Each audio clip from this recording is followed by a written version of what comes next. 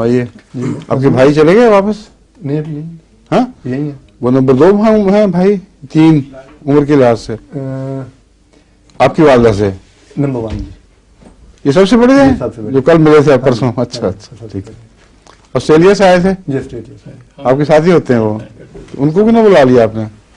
مجھے پتہ نہیں لگ سکا جی. ہاں اچھا. السلام علیکم شاہ صاحب، کیا حال ہے؟ ٹھیک ہے.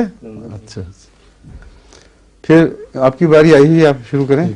حضور سورۃ مزمل میں ورتل القرآن ترتیلا انا سنلقی الیک قولا ثقیلا، اور قرآن کریم کو خوش الہانی سے پڑھا کر ہم تجھ پر ایک ایسا کلام اتارنے والے ہیں جو بڑا بوجھل ہے. ٹھیک ہے.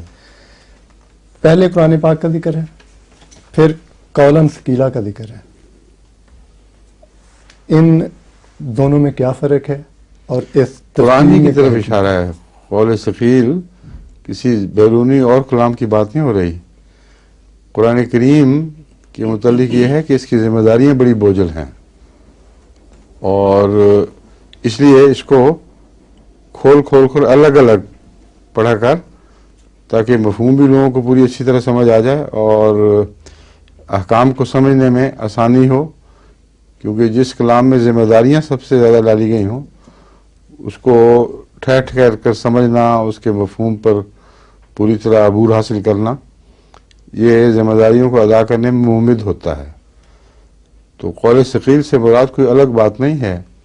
مطلب جو شریعت کا نزول ہو رہا ہے، یہ ایک بہت ذمہ داری کی بہت بوجھل شریعت ان معنوں میں، اس میں بہت اہم چیزیں بیان ہوئی ہیں، اور کبھی کسی شریعت میں اتنی پابندیاں نہیں عائد ہوئیں جتنی اسلامی شریعت میں ہوئی ہیں.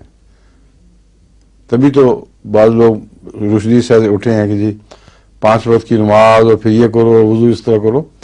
یہ سب قول ثقیل کے حصے ہیں کہ ساری زندگی پر حاوی قرآن ہے، جس نے تمہاری زندگی کے ایک ایک حصے کو، ایک ایک شعبے کو لیا ہے اور اس کی ذمہ داریاں بتا دی ہیں. تو اس لیے یہ بہت بڑا قول ہے اور بہت وزنی قول ہے.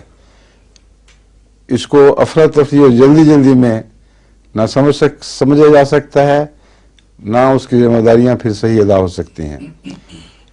تو قرآن رسول اللہ صلی اللہ علیہ وسلم نے رتل کیا ہے، وہی تو آپ پر نازل ہوئی. آگے ترتیل آپ کے ذمہ لگائی گئی، یعنی جب سنایا کرو تو ایک ایک آیت کھول کر سنایا کرو، اور یہی رسول اللہ علیہ وسلم کا دستور تھا.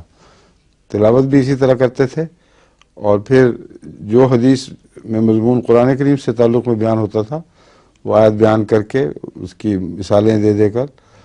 تو رتل میں صرف ترنم نہیں ہے، بلکہ اس کے مضامین کو خوش انداز، اعلیٰ انداز کے ساتھ، ایک دلربا انداز کے ساتھ لوگوں کے سامنے پیش کرنا.